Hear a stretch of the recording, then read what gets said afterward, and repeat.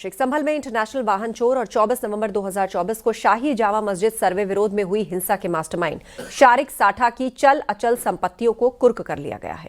संभल police ने जिला court से कुर्की का आदेश जारी होने के बाद इस कार्रवाई को शुरू किया और कुर्की आदेश पढ़े जाने के बाद डुगडुगी बजाकर इसका ऐलान किया गया। इससे पहले एसडीएम की ओर से कुर्की की कार्रवाई को पूरा करने के लिए टीम बनाई गई। पुलिस ने बुधवार सुबह से ही एक्शन शुरू किया। पुलिस की टीम ने इलाके में कानून व्यवस्था की स्थिति बनाए रखने के लिए फ्लैग मार्च किया और इसके बाद उसके घर पर पहुंचकर कुर्की की कार्रवाई शुरू कराई गई।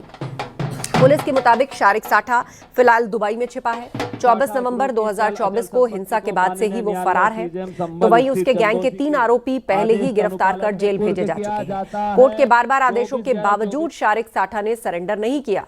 कुछ महीने पहले कोर्ट ने कुर्की की चेतावनी का वारंट जारी किया, लेकिन उसके बाद भी शारिक हाजिर नहीं हुआ और फिर अब कोर्ट ने शारिक साठा के घर की कुर्की के आदेश दिए।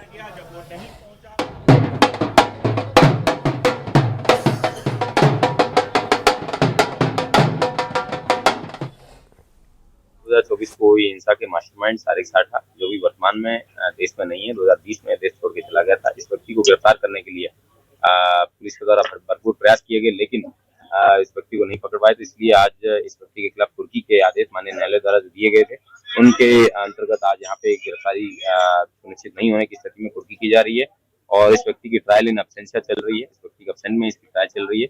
जल्दी इसको गिरफ्तार करके इसको जेल भेजने की कार्रवाई की जाएगी। तो ये शारिक साठा का मकान है, जहाँ पर इसके एक हिस्से को कुर्क किया गया है। इस मकान में शारिक साठा के अलावा दूसरे लोग भी रहते हैं, जो उसके हिस्से को उसको कुर्क किया गया। ये बैठक नुमा है। यहाँ पर हम तस्वीरों में आपको दिखाएं, भारी तादाद में मौके पर पुलिस मौजूद है, एसपी यहाँ पर मौजूद है, ड्रोन से निगरानी हुई है और इस मकान को फिलहाल पुलिस ने कुर्क किया है। दरअसल संभल हिंसा के बारे में आपको बता दें कि इस संबंध में हिंसा केस में कुल 12 मुकदमे दर्ज हुए थे, जिनमें से एक पुलिस की जो विवेचना की थ्योरी है, उसमें शारिक साठा ने दुबई में बैठकर संभल में हिंसा की साजिश रची। यहाँ पर हथियार भेजे, कारतूस भेजे, यहाँ पर फायरिंग कराई।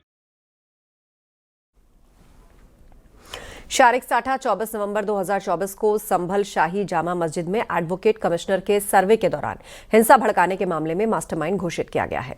सर्वे के दौरान पहुंचे पुलिस और प्रशासन की टीम पर हमला हुआ। हिंसा के दौरान पथराव, फायरिंग, आगजनी की घटनाएं हुई। फायरिंग में भीड़ में शामिल बिलाल, नईम, कैफ और अयान की गोली लगने से मौत हो गई और हिंसा की इस वारदात में 3 दर्जन के आसपास पुलिसकर्मी घायल हो गए। हिंसा के बाद एसआईटी ने प्रभावित क्षेत्र में सर्च अभियान चलाया। मामले में शारिक साठा का नाम सामने आने के बाद वो विदेश भाग गया।